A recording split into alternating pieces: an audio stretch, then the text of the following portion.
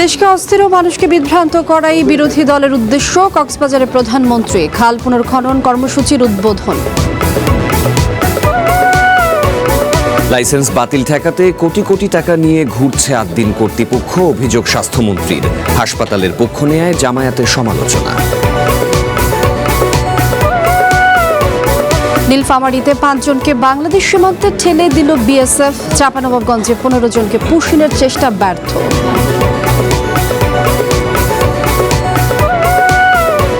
অটোরিকশায় অচল রাজধানী, চালকদের দৌড়াতে নিরুপায় পুলিশ। কঠোর পদক্ষেপে তাগিদ দিচ্ছেন বিশেষজ্ঞরা।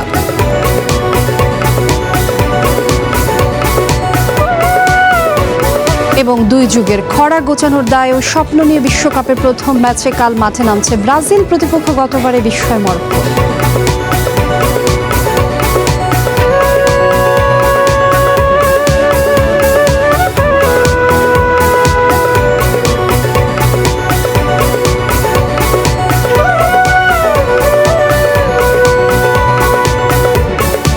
স্বাগত সন্ধ্যার বুলেটিনে। আমি ফ্লিনি আফরোজ এবং আমি সাফাত বিন ফরিদ। শুনছিলেন শিরোনাম, এবার পুরো খবর। যে বাজেটে কর কমানো হয় সেটাও বিরোধী দল মানে না, এমন মন্তব্য করেছেন প্রধানমন্ত্রী তারেক রহমান। সকালে কক্সবাজারে খাল পুনঃখনন কর্মসূচির উদ্বোধনী অনুষ্ঠানে তিনি অভিযোগ করেন, দেশে অস্থিতিশীল পরিবেশ তৈরি করা এবং মানুষকে বিভ্রান্ত করাই বিরোধী দলের উদ্দেশ্য। তারেক রহমান বলেন, বিএনপির রাজনীতি দেশ ও মানুষের জন্য। বৈরী আবহাওয়াতে কক্সবাজারের প্রিয়ামখালীতে পাতলি খাল পুনঃখনন উদ্বোধন করলেন প্রধানমন্ত্রী তারেক রহমান। 1979 সালে সাবেক প্রেসিডেন্ট জিয়াউর রহমান খালটি খনন করেছিলেন। গ্রামীণ কৃষির উন্নয়ন ধরে রাখতে বাবার মতোই খাল খনন বাস্তবায়ন করছে তার সরকার। আপনাদের দেখতে এসেছে। এ সময় প্রধানমন্ত্রী তারেক রহমান বলেন, বিএনপির রাজনীতি মানুষের জন্য। এই খালটি খননের ফলে 40,000 মানুষ পানির সুবিধা পাবে। প্রধানমন্ত্রী জানান, বাজেটে মানুষের সামাজিক নিরাপত্তার উপর জোর দেওয়া হয়েছে। আমাদের সাথে জনগণের সমর্থন আছে বলেই যতক্ষণ আমাদের এই ধরে প্রাণ থাকবে, আমরা ততক্ষণ পর্যন্ত এই দেশ এবং এই দেশের মানুষের জন্যই কাজ করে যাব এবং এই কাজের মাধ্যমেই আমরা চেষ্টা করব, সর্বোচ্চ শক্তিতে ইনশাল্লাহ চেষ্টা করব এই দেশের ভাগ্যের পরিবর্তন করার জন্য, এই দেশের মানুষের ভাগ্যের পরিবর্তন করার জন্য। কারণ এই দেশই হচ্ছে বিএনপির প্রথম ঠিকানা, এই দেশই হচ্ছে বিএনপির শেষ ঠিকানা। মানুষের জন্য সুবিধার বাজেট বিরোধী দল মানে না মন্তব্য করে তারেক রহমান অভিযোগ করেন, তারা দেশে অস্থিতিশীল পরিস্থিতি তৈরি করতে চায়। যেই বাজেটে ট্যাক্স কমানো হয় সেই বাজেটও বিরোধী দল মানে না। যেই বাজেটে মদের দাম বাড়ানো হয়, যেই বাজেটে সিগারেটের দাম বাড়ানো হয়, সেই বাজেটও বিরোধী দলের পছন্দ নয়। তাহলে এবার বিরোধী দলের উদ্দেশ্য বুঝতে পেরেছেন, লক্ষ্য বুঝতে পেরেছেন। তাদের লক্ষ্য বা উদ্দেশ্য দেশের মানুষের পাশে দাঁড়ানো নয়, তাদের উদ্দেশ্য একটাই, তাদের লক্ষ্য একটাই, সেটা হচ্ছে দেশের মধ্যে একটি অস্থিতিশীলতা, অশান্তি তৈরি করা। মানুষকে প্রধানমন্ত্রী বলেন, ভোটের দাগ ওঠার আগেই মানুষের কাছে দেয়া প্রতিশ্রুতি বাস্তবায়ন করছে সরকার। আগামী 5 বছরে সব প্রতিশ্রুতি বাস্তবায়ন করার আশ্বাসও দেন প্রধানমন্ত্রী। বৈরী আবহাওয়ায় খাল খনন করে প্রধানমন্ত্রী তারেক রহমান জানালেন, তাদের নেওয়া কর্মসূচিগুলোর সুবিধা মানুষের দোরগোড়ায় পৌঁছে দেয়া তার সরকারের মূল লক্ষ্য। তবে এলাকাবাসী বলছেন, এই কর্মসূচিগুলো জনবান্ধব। যদি এখানে অনিয়ম এবং দুর্নীতি রোধ করা যায় এবং জবাবদিহিতা নিশ্চিত করা যায়, তাহলে এই সরকারের জনপ্রিয়তা মানুষের কাছে আরও বাড়বে। Habib Rahman, One News, Priyamkhali, Cox's Bazar. প্রথম বিদেশ সফরে ভারত নয় বরং মালয়েশিয়া ও চায়নাকে বেছে নিয়েছেন প্রধানমন্ত্রী তারেক রহমান। 21 জুন থেকে শুরু হতে যাওয়া এই সফরকে ঢাকার স্বাধীন ও ভারসাম্যপূর্ণ পররাষ্ট্রনীতির বড় পরীক্ষা বলছে হংকং ভিত্তিক প্রভাবশালী সংবাদপত্র সাউথ চায়না মর্নিং পোস্ট। দায়িত্ব নেয়ার পর প্রথম বিদেশ সফরে 21 জুন মালয়েশিয়া যাচ্ছেন প্রধানমন্ত্রী তারেক রহমান। সেখান থেকে 23 জুন সরাসরি পৌঁছাবেন বেইজিংয়ে। ভারতের আগে এই 2 দেশকে বেছে নেওয়াকে নিছক কোনো কূটনৈতিক উপেক্ষা নয়, বরং বাংলাদেশ ফার্স্ট নীতির অংশ হিসেবেই দেখছে ঢাকা, এমনটাই দাবি সাউথ চায়না মর্নিং পোস্টের। প্রতিবেদনে বলা হয়েছে, মালয়েশিয়া সফরে গুরুত্ব পাচ্ছে প্রায় 8 লাখ প্রবাসী শ্রমিকের কল্যাণ ও ঝুলে থাকা শ্রমবাজার পুনর্গঠনের বিষয় দুটি। এছাড়া দক্ষিণ পূর্ব এশিয়া জোট আসিয়ানের সেক্টরাল ডায়ালগ পার্টনার হওয়ার লক্ষ্য রয়েছে বাংলাদেশের। এর এরপরই চায়না সফরের প্রধানমন্ত্রী অংশ নেবেন আধুনিক প্রযুক্তি, নবায়নযোগ্য শক্তি এবং মোংলা বন্দরের আধুনিকায়ন সংক্রান্ত আলোচনায়। বিশেষজ্ঞরা বলছেন, স্বল্পোন্নত দেশের তালিকা থেকে উন্নত দেশের তালিকায় উত্তরণের ক্ষেত্রে চায়নার সহজ শর্তের ঋণ ও বড় বিনিয়োগ ঢাকার জন্য এখন অত্যন্ত গুরুত্বপূর্ণ। তবে এই সফর নিয়ে দিল্লিতে কিছুটা অস্বস্তি থাকলেও ভূরাজনৈতিক জল্পনা এড়াতে মালয়েশিয়াকে প্রথমে বেছে নেওয়াকে একটি বাস্তবসম্মত সিদ্ধান্ত বলে মনে করছেন দিল্লির অবজারভার রিসার্চ ফাউন্ডেশনের গবেষক সোহিনী বোস। তার মতে, এই সফরগুলোর মূল ভিত্তি গত বছর মোহাম্মদ ইউনূসের করা চুক্তিগুলো। তবে তিনি মনে করিয়ে দেন, বৈশ্বিক জ্বালানি সংকটে বাংলাদেশ ডিজেলের জন্য দিল্লির দ্বারস্থ হয়েছিল। ফলে দুই পক্ষই বোঝে ঢাকা দিল্লি সম্পর্ক পুনর্গঠন করা কতটা জরুরি। বিশ্লেষকরা বলছেন, মূলত অভ্যন্তরীণ পরিস্থিতি স্বাভাবিক হওয়ার বার্তা দেওয়া এবং ভারত চায়না বলয়ের বাইরে নিজস্ব শক্তি প্রদর্শনের মাধ্যমেই এই ত্রিদেশীয় ভারসাম্য রক্ষার চেষ্টা করছে Dhaka. Azimur Rashid Kanak, one international desk.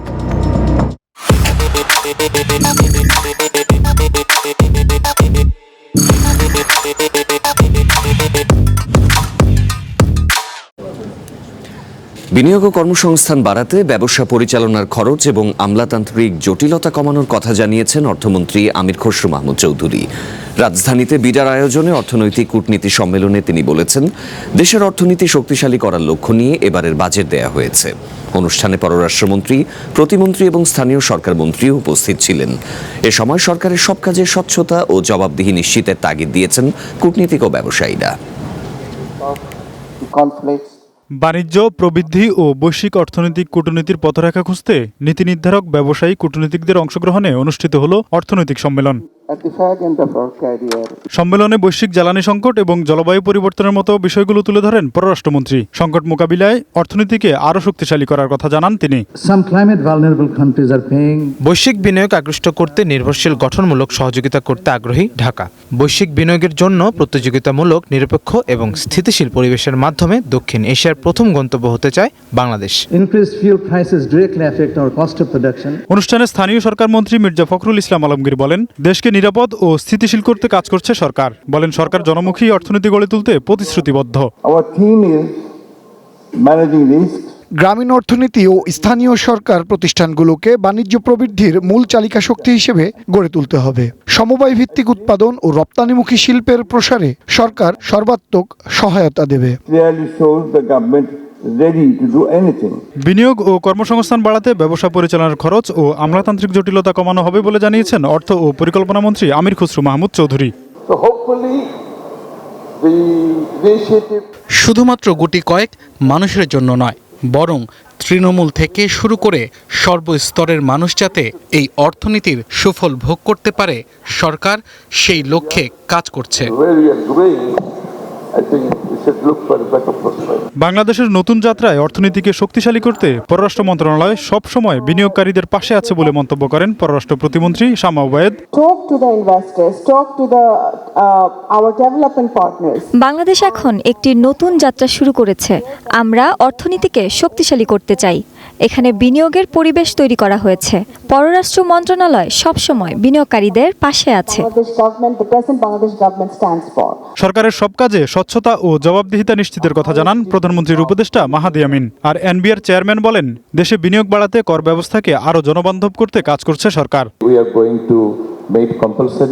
Tofazzal Hossain, One News, Dhaka. সরকার বিদেশি ঋণ নির্ভর উচ্চাভিলাষী ও লুটপাটের বাজেট দিয়েছে, এমন অভিযোগ করেছেন জামায়াতের সেক্রেটারি জেনারেল মিয়া গোলাম পরোয়ার। দুপুরে ভোলা জেলা জামায়াত কার্যালয়ে উপজেলা কর্মপরিষদ সদস্যদের মতবিনিময় সভা শেষে গোলাম পরোয়ার সাংবাদিকদের আরও বলেন, জাতীয় সংসদে বাজেট পেশ করার আগে জামায়াতের পক্ষ থেকে একটি বিকল্প খসড়া দেওয়া হয়েছিল। সরকার সেগুলো বাদ দিয়ে উচ্চাভিলাষী এবং বিদেশি ঋণ নির্ভর লুটপাটের বাজেট পেশ করেছে। সাধারণ মানুষের জীবনযাত্রার মান উন্নয়নের পরিবর্তে দলীয় কর্মীদের সুবিধা দিতেই এই বাজেট বলেও মন্তব্য করেন জামায়াতের সেক্রেটারি জেনারেল মিয়া গোলাম পরোয়ার।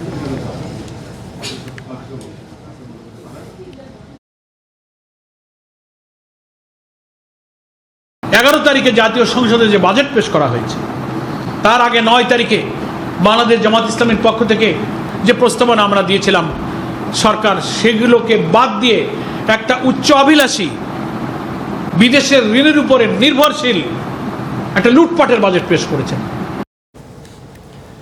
স্বাস্থ্যমন্ত্রী সর্দার মোহাম্মদ সাখাওয়াত হোসেন জানিয়েছেন ৮ দিন হাসপাতাল কর্তৃপক্ষ কোটি কোটি টাকা নিয়ে তার পেছনে ঘুরেছে, কিন্তু তিনি লাইসেন্স বাতিল করে দিয়েছেন। জামায়াতের নেতারা এখন ৮ দিনের পক্ষে কথা বলছেন এমন মন্তব্য করে স্বাস্থ্যমন্ত্রী আরও বলেন, একটা শাস্তি থেকে সবার শিক্ষা হবে। নরসিংদীর মনোহরদী উপজেলা পরিষদ মিলনায়তনে স্বাস্থ্যমন্ত্রীর তহবিল থেকে দরিদ্র ও অসহায় মানুষের মাঝে আর্থিক অনুদান দেওয়ার অনুষ্ঠানে এসব কথা বলেছেন তিনি। মন্ত্রী জানিয়েছেন, পরীক্ষামূলক কর্মসূচির মাধ্যমে রোগীদের সেবা দেওয়া হবে, যেখানে প্রতিটি ঘরে সরকারের লোক যাবে। তারা প্রাথমিক সেবা দেওয়ার পর প্রয়োজন হলে একজন রোগীকে হাসপাতালে চিকিৎসা নিতে হবে। স্বাস্থ্যমন্ত্রী জানিয়েছেন, চায়নার সহযোগিতায় 3000 শয্যার 2টি বিশেষায়িত হাসপাতাল করা হবে, যেখানে শিশু ও নারীদের জন্য থাকবে বিশেষ ব্যবস্থা।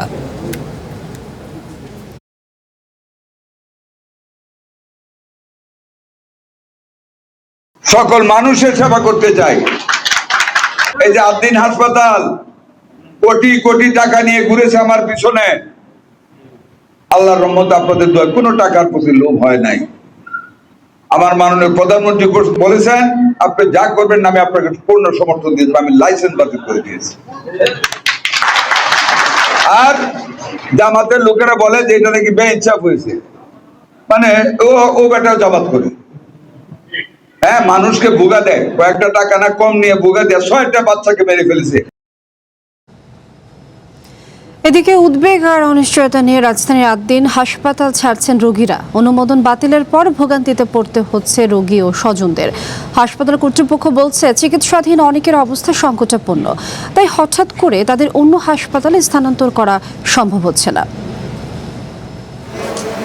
8 দিন হাসপাতালে চিকিৎসা নিতে সকাল থেকেই ভিড় করছেন রোগীরা, কিন্তু সরকারি নির্দেশনা মেনে নতুন কোনো রোগীকে চিকিৎসা দিচ্ছে না হাসপাতালটি। বন্ধ রয়েছে বহির্বিভাগও। 6 নবজাতকের মারা যাওয়ার ঘটনার পর বাতিল করা হয় 8 দিন হাসপাতালের লাইসেন্স। চিকিৎসা করাতে এসে চিকিৎসা না পেয়ে ক্ষোভ ঝাড়ছেন রোগী এবং স্বজনরা। 8 দিনের বিকল্প হিসেবে যে 6টি হাসপাতালের কথা সরকার থেকে বলা হয়েছিল, অনেকেই যেতে চাচ্ছেন না সেখানে। হয়তো একটা দুর্ঘটনা ঘটতেই পারে, অ্যাক্সিডেন্ট মানুষ বলতেই হয়, এই জন্য যে লাইসেন্স বাদ করে দেবে এটা তো হইতে পারে না। আবার আপনি ডাক্তারের কাছে আসবো, তাদের ভিজিট কম, সবকিছু কম দিবে সরকার। আমার ওয়াইফের যখন কিছু হয়ে যায় তাই আমি কারে খুঁজবো, কারে ধরবো? আমার মেয়ের যে অবস্থা, সেখানে তো আমার মেয়েকে অন্য হসপিটালে নিয়ে যাওয়া মোটেও সম্ভব না। লাইসেন্স বাতিলের বিরুদ্ধে 30 দিনের মধ্যে আপিল করতে পারবে হাসপাতাল কর্তৃপক্ষ। সেই অনুযায়ী রবিবার আপিল করবে বলে জানিয়েছে 8 দিন foundation. Tanjin Akter, One News, Dhaka. নীলফামারীতে 5 জনকে বাংলাদেশে ঠেলে পাঠিয়েছে বিএসএফ। তবে চাঁপাইনবাবগঞ্জের রোকনপুর সীমান্ত দিয়ে 15 জনকে পুশিনের চেষ্টা ব্যর্থ করে দিয়েছে বিজিবি। শুক্রবার রাতে নওগাঁ ব্যাটালিয়নের অধীন রোকনপুর সীমান্ত এলাকায় 15 জনকে পুশিনের চেষ্টা করে ভারতীয় সীমান্তরক্ষী বাহিনী বিএসএফ। বিজিবি জানিয়েছে, তাদের নৌকায় করে বাংলাদেশে পুশিনের চেষ্টা করা হয়। তবে বিজিবির সতর্ক অবস্থানের কারণে এই চেষ্টা ব্যর্থ হয়। পরে ওই 15 জনকে ভারতে ফিরিয়ে নেয় বিএসএফ। এদিকে নীলফামারীর চিলাহাটি গিরিয়ারডাঙ্গা সীমান্ত দিয়ে শিশুসহ 5 জনকে ঠেলে পাঠিয়েছে বিএসএফ। এদিকে পুশিনে বারবার ব্যর্থ হয়ে সীমান্ত পয়েন্ট পরিবর্তন করে কুড়িগ্রামে অবৈধ অনুপ্রবেশের চেষ্টা চালাচ্ছে বিএসএফ, এমন অভিযোগ করছেন স্থানীয়রা। রাতে সীমান্ত এলাকায় বিজিবি, আনসার, গ্রাম পুলিশ সহ স্থানীয়রা শক্ত অবস্থানে থেকে পাহারা দিচ্ছেন।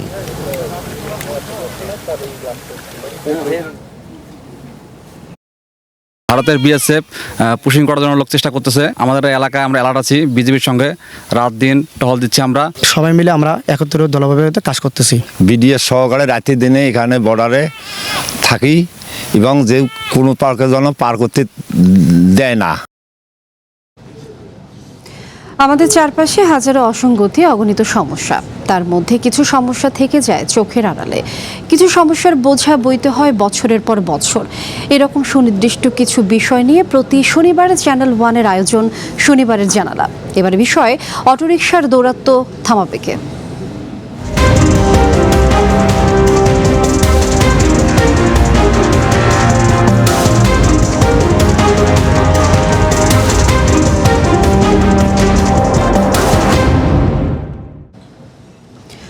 গলার কাটা ব্যাটারি চালিত রিকশা, অটোরিকশার দৌরাত্ম্যে নাকাল রাজধানীবাসী। অলিগলি, ছোট রাস্তা তো বটেই, মূল সড়কেও তারা বেপরোয়া।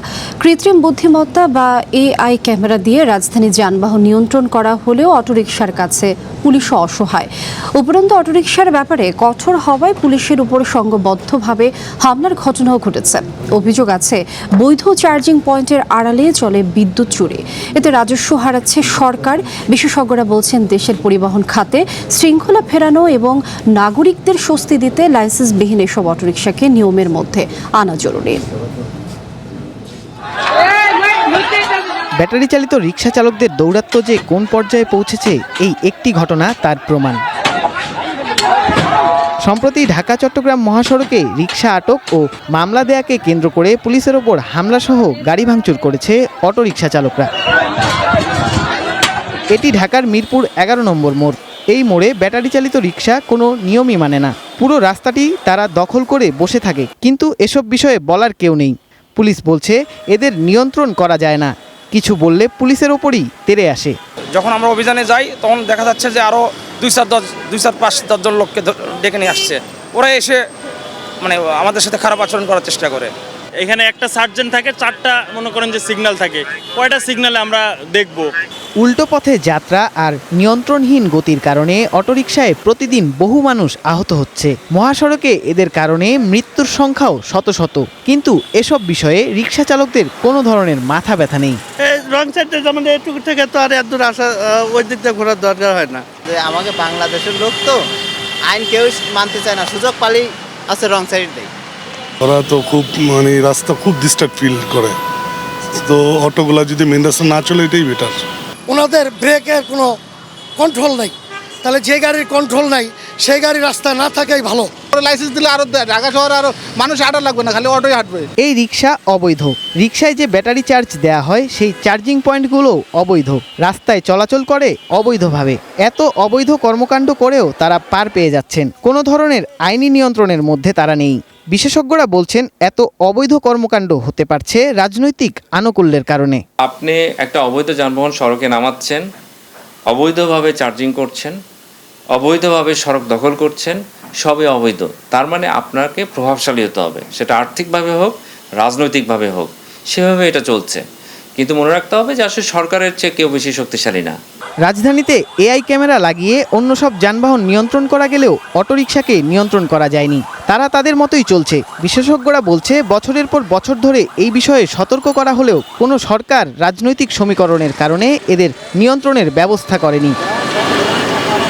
সারা দেশে এক প্রকার বিস্ফোরায় পরিণত হয়েছে এই ব্যাটারি চালিত রিকশা, যারা মানে না কোনো আইন, মানে না কোনো সিগন্যাল, লাগে না কোনো লাইসেন্স। তাই তো প্রতিনিয়তই যানজটের পাশাপাশি ঘটছে ছোট বড় দুর্ঘটনা। Sayem Chowdhury, one News, Dhaka. রাজধানী সহ সারা দেশে অটোরিকশার দৌরাত্ম্য নিয়ে আজ দিনভর আরও বেশ কয়েকটি প্রতিবেদন প্রচার করেছে চ্যানেল ওয়ান। এবার কনফিডেন্স সিমেন্টের সৌজন্যে বিশ্বকাপ ফুটবলের খবর।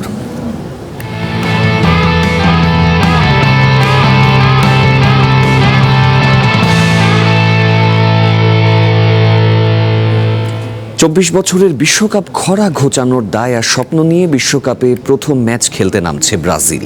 প্রতিপক্ষ 2022 বিশ্বকাপের বিস্ময় মরক্কো। চ্যালেঞ্জ আছে, তবে হেক্সা জয়ের লক্ষ্যে অবিচল সেলেসাওরা। গ্রেটেস্ট শো অন আর্থের শিরোপা আরও একবার উঁচিয়ে ধরার মিশনে নেইমারবিহীন প্রথম ম্যাচে ব্রাজিলের ভরসা কোচ কার্লো আনচেলোত্তির কৌশল। আগামীকাল ভোর 4টায় হাই ভোল্টেজ ম্যাচে মরক্কো বাধা পার হতে হবে 5 বারের বিশ্ব চ্যাম্পিয়নদের। ফুটবল ঐতিহ্য আর অর্জনে বিশ্ব ফুটবলের সেরা দল ব্রাজিল। তবে 5টি বিশ্বকাপ শিরোপা আর সাম্বা ফুটবলের ক্যারিশমায় বিশ্ব মাতানো ব্রাজিল যেন গত 2 যুগ ধরে নিজেদের হারিয়ে খুঁজছে। শতভাগ গুছিয়ে নিতে পেরেছেন কিনা আনচেলোত্তি ক্ষীণ হলেও সেই সংখ্যাটা অমূলক নয়। পরিকর সেলেসাওরা। হেক্সা মিশনের সূচনাতেই ব্রাজিলকে টপকাতে রসদ 100তে গাঁথতে পারাটাই কোচ আনচেলোত্তির জন্য বড় চ্যালেঞ্জ। ব্রাজিলের মাস্টার মাইন্ড সেটা করতে পারলেই সেলেসাওদের দেখা যেতে পারে সাম্বার ছন্দে। মাত্র 3 মাস আগেও মরক্কোর নতুন কোচের দায়িত্ব নিলেও মোহাম্মদ ওয়াহবি মরক্কোকে দিয়েছেন আরও আক্রমণাত্মক রূপ। সাথে রক্ষণের মেরুদণ্ড আশরাফ হাকিমিও ভিনিদের বাধার কারণ হতে পারেন। আরিফুল ইসলাম সাহাব, ওয়ান স্পোর্টস ডেস্ক। সন্ধ্যার বুলেটিনে সময় হলো বিরতির। ফিরে এসে আরো থাকছে। ইমাম ওলামা পরিষদের আপত্তিতে গাইবান্ধায় মন্দিরের রাম বিগ্রহ নির্মাণ স্থগিত, প্রতিষ্ঠাতার আয়ের উৎস নিয়ে প্রশ্ন। প্রধানমন্ত্রী তারেক রহমানের লক্ষ্য বাস্তবায়নে যুবদল গুরুত্বপূর্ণ ভূমিকা রাখবে, এমনটা প্রত্যাশা করেন বিএনপির মহাসচিব ও স্থানীয় সরকার মন্ত্রী মির্জা ফখরুল ইসলাম আলমগীর। দেশজুড়ে যুবদলের নতুন কমিটি গঠনের পর সকাল থেকেই দেশের বিভিন্ন জেলা ও মহানগর ইউনিটের নেতাকর্মীরা রাজধানীতে জড়ো হন। নবগঠিত কেন্দ্রীয় কমিটির সদস্যদের সঙ্গে নিয়ে বিএনপির প্রতিষ্ঠাতা জিয়াউর রহমান ও সাবেক প্রধানমন্ত্রী বেগম খালেদা জিয়ার কবরে শ্রদ্ধা জানান মির্জা ফখরুল। এ সময় স্থায়ী কমিটির সদস্য গয়েশ্বর চন্দ্র রায় বলেন, তরুণদের কর্মসংস্থান করা গেলে চলমান অর্থনৈতিক সংকট উত্তরণ সহজ হবে।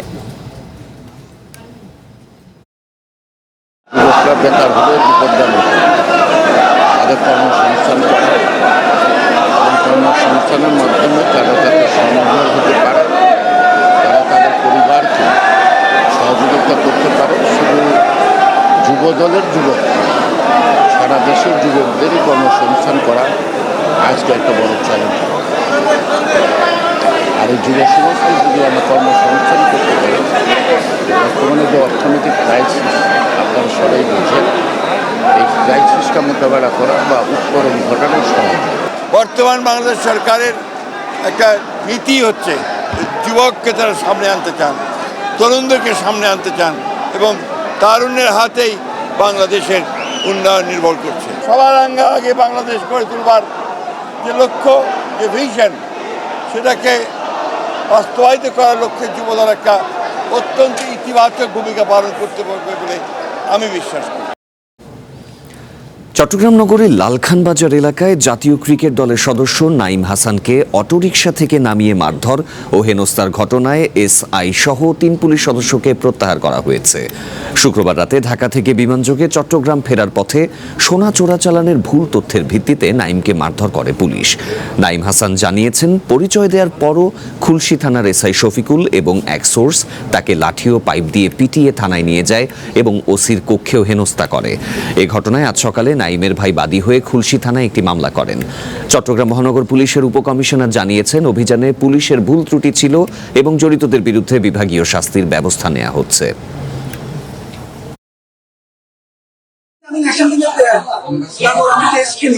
এগুলো সবকিছু বলছি, শুনে নাই ভাইয়ারা কি করে, তার 100 মানুষের মতন ছিল, সবাই পরিচয় দিচ্ছে, তাও বলা ছিল আর আমরা নিয়ে আসছে। আমাদের লাঠি দিয়ে মারছে, ওসি সামনে, ওসি সামনেও মারছে, ওসি মারছে আপনাকে, ওসি আপনাকে মারধর করা না, ওসি না, যে ধরছে ও মারছে, থানায় উনি আমাকে ওখানে মারছে। হাম ও হামের উপসর্গ নিয়ে আরও 5 শিশু মারা গেছে। আজ স্বাস্থ্য অধিদপ্তরের প্রতিবেদনে এই তথ্য জানানো হয়েছে। 5 জনের মধ্যে 3 জনই মারা গেছে ঢাকায়। সবশেষ 24 ঘন্টায় সারা দেশে আরও 796 শিশুর শরীরে হাম ও হামের উপসর্গ মিলেছে। গত 15 মার্চ থেকে এখন পর্যন্ত হাম ও উপসর্গ নিয়ে 648 শিশুর মৃত্যু হয়েছে। এর মধ্যে নিশ্চিতভাবে হামে মারা গেছে 92 জন আর উপসর্গে 556 জন। এই সময় রোগটিতে আক্রান্ত হয়েছে 10,248 জন আর হামের উপসর্গ নিয়ে হাসপাতালে এসেছে 84,899 জন। ঢাকা বিভাগে মৃত্যু সর্বোচ্চ 291 জন। অল্প পুঁজিতে বেশি আয়, কেনাও যায় সহজে শোরুমে, এমনকি অনলাইনেও। ফলে গাজীপুর জেলায় বাড়ছে ব্যাটারি চালিত অটোরিকশার সংখ্যা। কিন্তু নগরীর প্রধান সড়ক থেকে শুরু করে মহাসড়কেও দাপিয়ে বেড়াচ্ছে এসব অনিবন্ধিত বাহন। একদিকে শহরে বাড়ছে যানজট, অন্যদিকে দুর্ঘটনা। সিটি কর্পোরেশন বলছে, অবৈধ অটোরিকশা এবং এর কারখানার বিরুদ্ধে শিগগিরই শুরু হবে অভিযান। রাজধানীর সবচেয়ে কাছের জেলা গাজীপুর, দেশের অন্যতম প্রধান ঘনবসতিপূর্ণ শহর এই শিল্প এলাকা।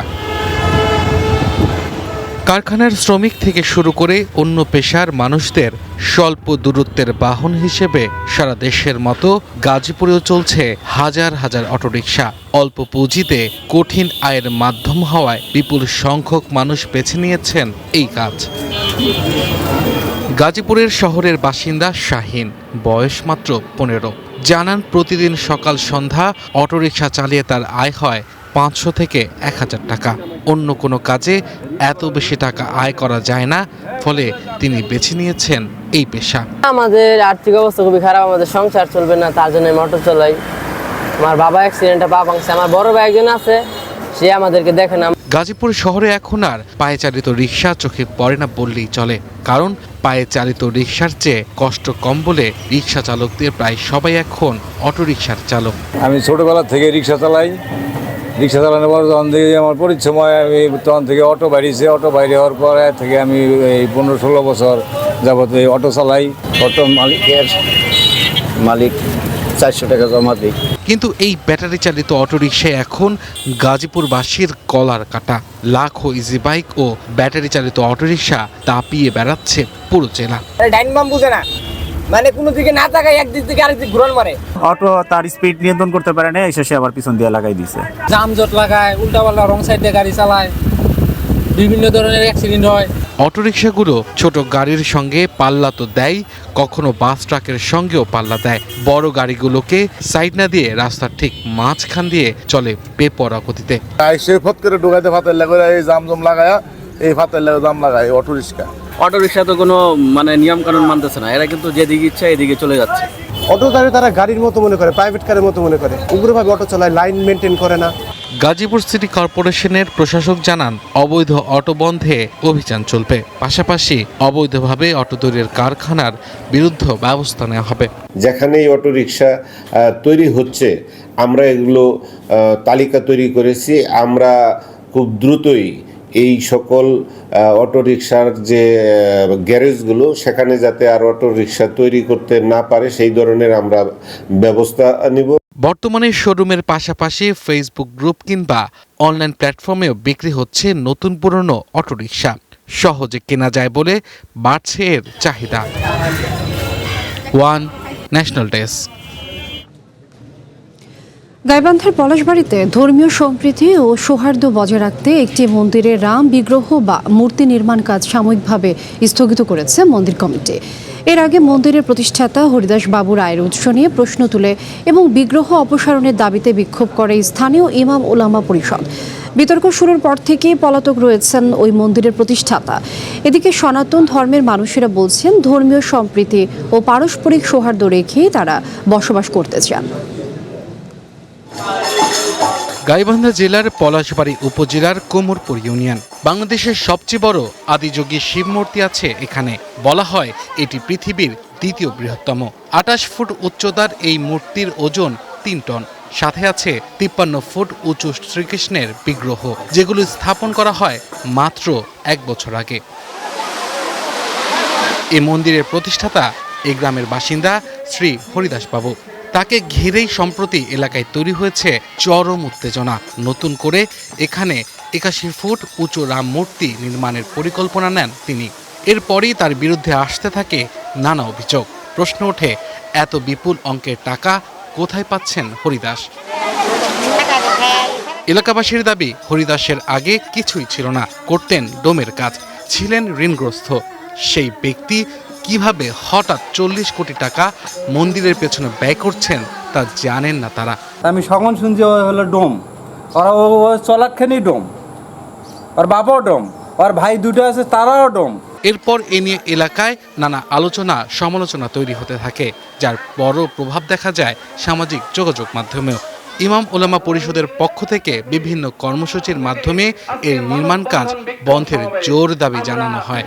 এখানে যে ধর্ম পালন করবে আপনি কোনো বাধা নাই, কিন্তু আমার প্রশ্ন হচ্ছে, মূর্তি কেন রাস্তার মধ্যে থাকবে? মূর্তি তো রাস্তার জায়গা নয়। উদ্ভূত পরিস্থিতির পরিপ্রেক্ষিতে গত বৃহস্পতিবার রাম বিগ্রহের নির্মাণ কাজ সাময়িকভাবে স্থগিতের ঘোষণা দেন মন্দির কমিটির উপদেষ্টা।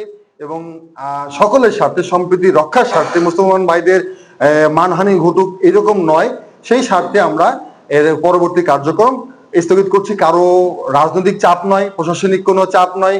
তবে সনাতন সম্প্রদায়ের সাধারণ মানুষ বলছেন, সংবিধান দেয়া অধিকার অনুযায়ী সকলেই যেন স্বাধীনভাবে ভয়হীন পরিবেশে ধর্মচর্চা করতে পারে, তেমনই পরিবেশ চান তারা।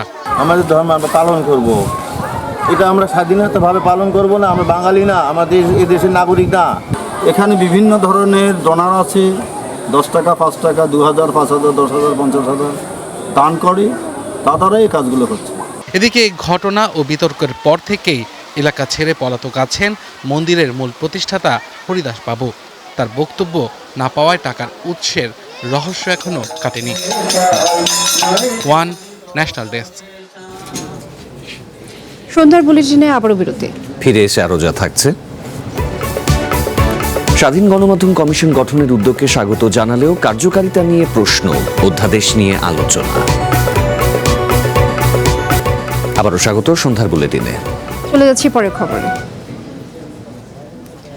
স্বাধীন গণমাধ্যম কমিশন গঠনের উদ্যোগকে স্বাগত জানালেও এর কার্যকারিতা ও স্বাধীনতা নিয়ে প্রশ্ন তুলেছেন গণমাধ্যম ব্যক্তিত্বরা। তাদের মতে নতুন কমিশন যেন প্রেস কাউন্সিলের মতো অকার্যকর না হয়, সেজন্য প্রয়োজন বাস্তব ক্ষমতা ও স্বাধীনতা। অপসাংবাদিকতা ঠেকানোর উপর জোর দিয়ে তারা বলেন, অর্থনৈতিক নিরাপত্তা ছাড়া বস্তুনিষ্ঠ সাংবাদিকতা ব্যাহত হয়। প্রসঙ্গ স্বাধীন গণমাধ্যম কমিশনের প্রয়োজনীয়তা ও সরকারের কাছে এ নিয়ে প্রস্তাবিত প্রত্যাশা।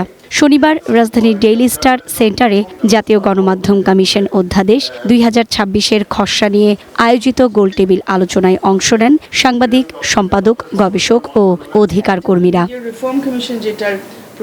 মতবিনিময় সভায় গণমাধ্যমের স্বাধীনতা নিশ্চিতে জোর দেন বক্তারা। বলেন, কমিশনের লক্ষ্য হওয়া উচিত নিয়ন্ত্রণ নয়, বরং সাংবাদিকদের অধিকার, পেশাগত মান, জবাবদিহিতা ও অপসাংবাদিকতা প্রতিরোধের বিষয়েও গুরুত্ব আরোপ করা। আপনাকে যা ইচ্ছে তাই লিখতে বলা হয়েছে, আপনি লিখলেন যাচ্ছে তাই, তো হবে না। তো এই আচরণ বিধিটাও নিশ্চয়ই এখানে থাকবে। কমিশনের একটা এক্সপার্ট লিগ্যাল প্যানেল থাকবে লিগ্যাল এইড দেওয়ার জন্য। মানে জেনুইনলি যদি কোনো সাংবাদিকতার কারণে কোথাও মামলা হয়রানি এটা সেটা সম্মুখীন হয়, তাহলে এই team will stand by him. যারা অপজার্নালিজমের শিকার হচ্ছেন, প্রতিদিন মিথ্যার শিকার হচ্ছেন, তাদের আসলে রাইটসের ব্যাপারে কেউ একটা কথা বলে না। টিভিতে একটা প্রোগ্রাম আইডিয়া জেনারেট করলাম, সাথে সাথে অন্য নাম দিয়ে অন্য টিভিতে সেই একই প্রোগ্রাম চলতেছে, এটা তো হইতে পারে না। বক্তারা বলেন, অর্থনৈতিক নিরাপত্তা ছাড়া বস্তুনিষ্ঠ সাংবাদিকতা ব্যাহত হয়। কেন আপনাকে সেই মিডিয়া চালু রাখতে হবে, চালু করতে হবে, এবং আপনি কেন দুঃখ প্রকাশ করবেন আমি চালাতে পারছি না? বাংলাদেশে বহু আইন আছে, যেই আইনগুলোর মধ্যে অনেক ধারা আছে যেগুলো সাংবাদিকতার জন্য হুমকি। সেগুলো যদি বাতিল না করা হয়, আপনার কখনো এই সমস্যা থেকে আমরা মুক্তি পাবো না। এই সুপারিশগুলো সরকারকে বাস্তবায়ন করতে হবে খুব দ্রুততার সাথে। সেগুলো যদি না করতে পারেন, তাহলে এই খাতে, গণমাধ্যম খাতে শৃঙ্খলা ফিরবে না, নৈরাজ্য দূর হবে না, এবং তাতে একটা গণমাধ্যম কমিশন করলেও সেই গণমাধ্যম কমিশন নাকানি চুবানি খাবে। আলোচকদের অভিমত, গণমাধ্যম কমিশনকে রাজনৈতিক প্রভাবমুক্ত হতে হবে, তাহলেই এটি গণমাধ্যমের স্বাধীনতা, জবাবদিহিতা এবং জন আস্থা বৃদ্ধিতে কার্যকর ভূমিকা রাখতে পারবে। সুকন্যা আমির, ওয়ান নিউজ, ঢাকা।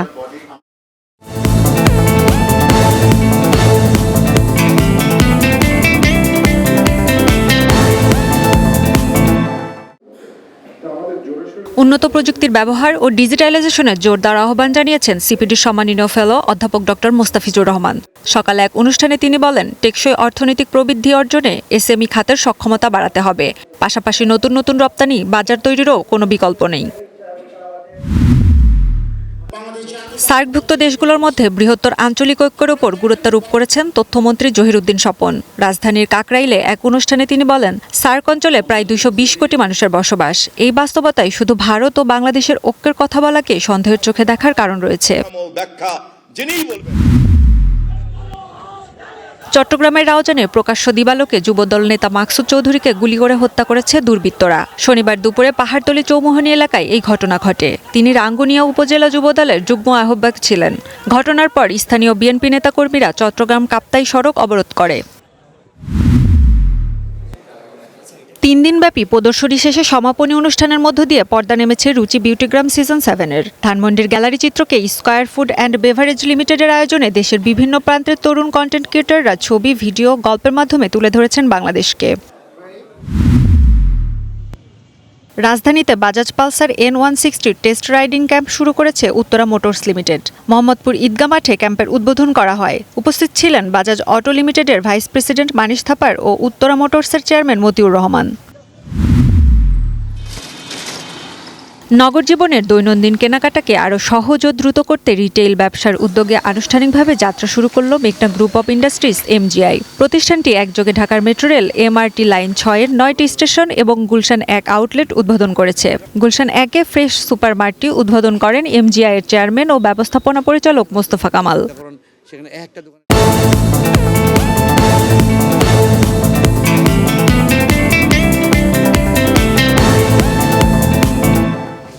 সন্ধ্যার বুলেটিনে আবারও বিরতি নিচ্ছে। ফিরে এসে আরো যা থাকছে। আগামী 24 ঘন্টার মধ্যে আমেরিকা ও ইরানের মধ্যে চুক্তির সম্ভাবনা জানালেন পাকিস্তানের প্রধানমন্ত্রী। স্বাগত আরেকবার, দেখছেন সন্ধ্যার বুলেটিন।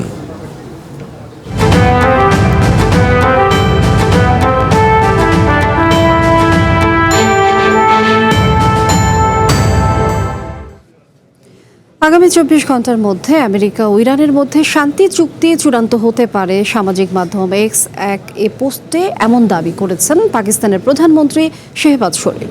পোস্টে তিনি লেখেন, ওয়াশিংটন ও তেহরান চুক্তির এত কাছাকাছি আর কখনো আসেনি। চুক্তির বিষয়টি চূড়ান্ত হওয়ার পরপরই সেটা ইলেকট্রনিক স্বাক্ষরের জন্য ইসলামাবাদ প্রস্তুতি নিচ্ছে বলে জানিয়েছেন পাকিস্তানের প্রধানমন্ত্রী। আলোচনার পুরো সময় জুড়ে প্রতিশ্রুতি বজায় রাখার জন্য আমেরিকা ও ইরানকে ধন্যবাদ জানান তিনি। শেহবাজ শরীফের বিশ্বাস, এই ঐতিহাসিক শান্তি চুক্তিটি স্থায়ী শান্তির সুদৃঢ় ভিত্তি তৈরি করবে। এদিকে ইরান জানিয়েছে যুদ্ধ বন্ধে আমেরিকার সাথে চুক্তি প্রায় চূড়ান্ত পর্যায়ে রয়েছে। এই চুক্তির আওতায় কৌশলগতভাবে খুবই গুরুত্বপূর্ণ হরমুজ প্রণালী আবারও খুলে দেয়া হবে। রাষ্ট্রীয় টেলিভিশনের সম্ভাব্য চুক্তির কথা জানিয়ে তা যদি না মানা হয় তাহলে পরমাণু কর্মসূচি নিয়ে আগাম হুঁশিয়ারিও দিয়ে রেখেছেন পররাষ্ট্রমন্ত্রী আব্বাস আরাগচি। অবশেষে বহুল প্রতীক্ষিত ইরান আমেরিকার শান্তি চুক্তির সম্ভাবনা কাঠামো পেতে শুরু করেছে। সম্ভাব্য চুক্তিতে ইরানের ওপর থেকে নিষেধাজ্ঞা বা অবরোধ প্রত্যাহার, জব্দ থাকা অর্থ ছাড়, হরমুজ খুলে দেয়া, লেবানন সহ সব ফ্রন্টে যুদ্ধ বন্ধ করার মতো বিষয় রয়েছে। ইরানের পররাষ্ট্রমন্ত্রী আব্বাস আরাগচি জানিয়েছেন, সমঝোতার এত কাছাকাছি আগে কখনোই আসেনি দুই দেশ। এই সপ্তাহেই চুক্তি স্বাক্ষর হতে পারে বলে নিশ্চিত করেছে তেহরানও। তবে আপাতত ইরানের পরমাণু কর্মসূচির কথা থাকছে না এই চুক্তিতে। পরবর্তী ধাপে এই বিষয়টি নিয়ে আলোচনার কথা রয়েছে। যদিও অন্তর্বর্তী চুক্তি না মানলে পরমাণু কর্মসূচি নিয়ে আর কখনোই আলোচনায় না বসার হুঁশিয়ারি দিয়েছেন পররাষ্ট্রমন্ত্রী আব্বাস আরাগচি। ওয়াশিংটনের কর্মকর্তারাও চুক্তির বেশ কিছু তথ্য নিশ্চিত করেছেন। তবে ইরান অর্থনৈতিক সুবিধা পাবে কিনা তা নির্ভর করবে তেহরানের প্রতিশ্রুতি পূরণের উপর। শুধু চুক্তি সই করলেই ইরান অর্থ বা নিষেধাজ্ঞা থেকে ছাড় পাবে না বলে মন্তব্য করেছেন ভাইস প্রেসিডেন্ট জেডি ভ্যান্স। গত 28 ফেব্রুয়ারি ইরান জুড়ে আমেরিকা ও ইসরায়েলের হামলার মধ্য দিয়ে যুদ্ধ শুরু হয়। গত এপ্রিলে যুদ্ধবিরতির পরও দফায় দফায় সংঘাতে জড়ায় এসব দেশ। মধ্যপ্রাচ্যের এই যুদ্ধ নাড়িয়ে দেয় গোটা বিশ্বের অর্থনীতিকে। সবশেষ বৃহস্পতিবার ইরানের সাথে সম্ভাব্য চুক্তির ঘোষণা দিয়ে যুদ্ধ শেষের কথা জানান ট্রাম্প। শুক্রবার ইরানের গণমাধ্যমে 14 দফা খসড়া চুক্তির শর্ত প্রকাশ হলেও তার নাকচ করে দেন তিনি। এর কয়েক ঘণ্টা পরই পাকিস্তানের প্রধানমন্ত্রী শেহবাজ শরীফ অনুমোদনের অপেক্ষায় থাকা চূড়ান্ত সমঝোতা স্মারক নিয়ে বার্তা দেন। সম্ভাব্য এই চুক্তি নিয়ে ইরানের সর্বোচ্চ নিরাপত্তা পর্ষদ সুপ্রিম ন্যাশনাল কাউন্সিলের শেষ মুহূর্তের আলোচনা চলছে। চুক্তি নিয়ে ইসরায়েল জুড়েও চলছে ব্যাপক তৎপরতা। আনুষ্ঠানিকভাবে তেল আবিব সমঝোতার অংশ না হলেও ওয়াশিংটনের সিদ্ধান্ত মেনে নেয়ার ঘোষণা দিয়েছেন নেতানিয়াহু। তবে লেবানন, গাজা ও সিরিয়া থেকে সেনা প্রত্যাহার করা হবে না বলে জানাচ্ছেন ইসরায়েলের প্রতিরক্ষামন্ত্রী। মার্জিয়া উপমা, ওয়ান ইন্টারন্যাশনাল ডেস্ক। এই মুহূর্তে কক্সবাজারের লং বিচ হোটেলে সুধী সমাবেশে কথা বলছেন প্রধানমন্ত্রী তারেক রহমান। আমরা সরাসরি যুক্ত হচ্ছি সেখানে।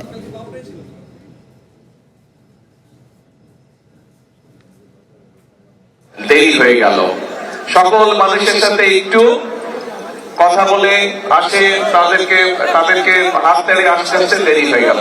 যাই হোক, এখন প্রিয় ভাই বোনেরা, আজকে আমরা এই যে এখানে দাঁড়িয়ে জনসমাবেশ করছি, এই জনসমাবেশ আমার আসার কথা ছিল নির্বাচনের সময়, নির্বাচনের আগে, কিন্তু সেই সময় অল্প সময় থাকার কারণে আমি আসতে পারিনি।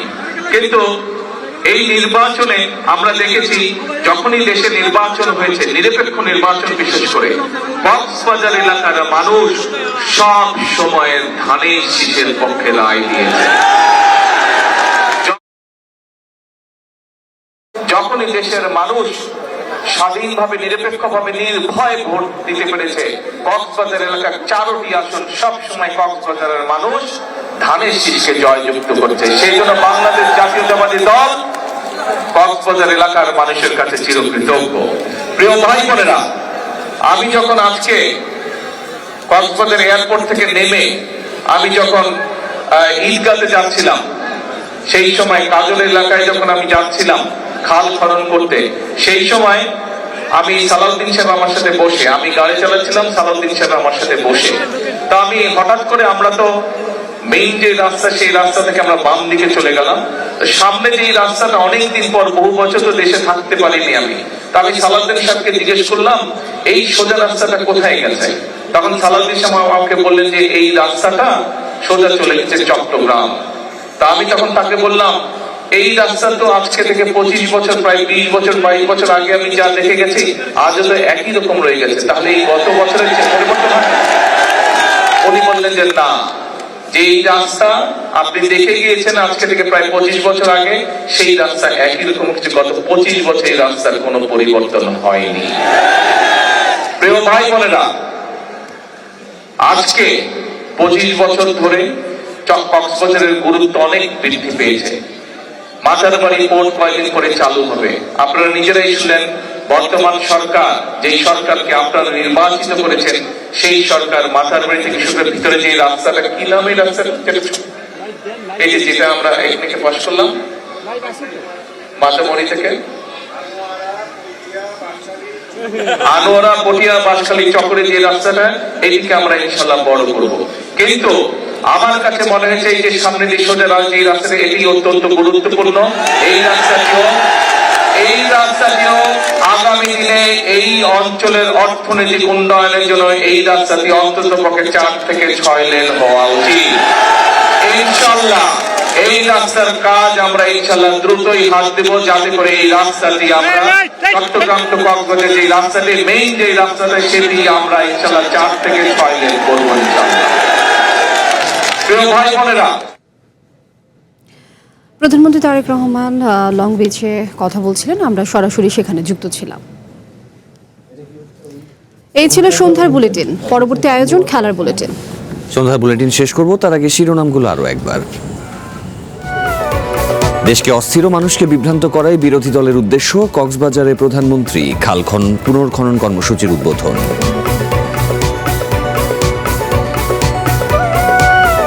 লাইসেন্স বাতিল ঠেকাতে কোটি কোটি টাকা নিয়ে ঘুরেছে আদ্দিন কর্তৃপক্ষ, অভিযোগ স্বাস্থ্যমন্ত্রীর। হাসপাতালের পক্ষ নেয় জামায়াতের সমালোচনা।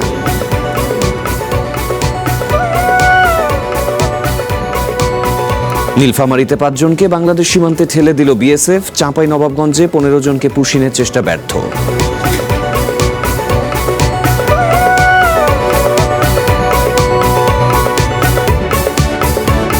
অটোরিকশা অচল রাজধানী, চালকদের দৌরাত্মে নিরুপায় পুলিশ, কঠোর পদক্ষেপের তাগিদ বিশেষজ্ঞদের।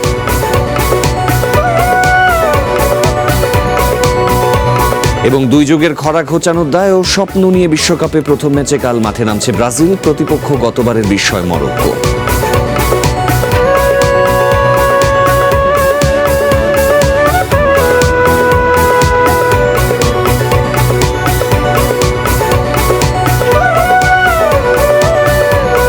আর এই ছিল আজকে সন্ধ্যার বুলেটিনে। পরবর্তীতে দেখবেন খেলার বুলেটিন। চ্যানেল 1-এর সাথে থাকুন। ধন্যবাদ।